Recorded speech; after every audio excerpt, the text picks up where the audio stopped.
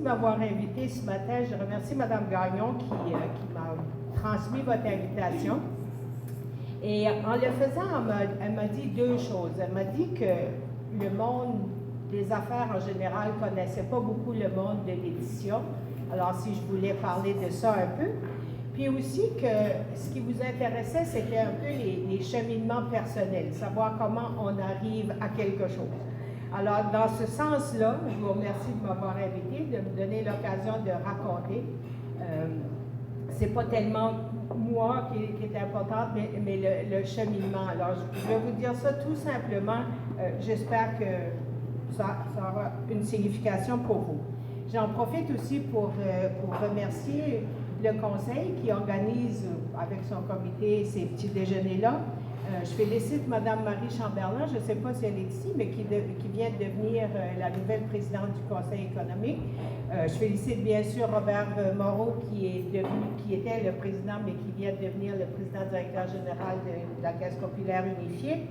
Et aussi M. Raffi, qui est votre DG, et qui, bon, il est là, et avec qui j'ai le plaisir de travailler au Conseil culturel de Moncton.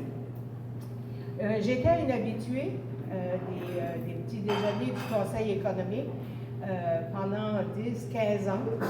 Pendant 10-15 ans, j'étais ici à titre de directrice de Radio-Canada Acadie, puis je vois que M.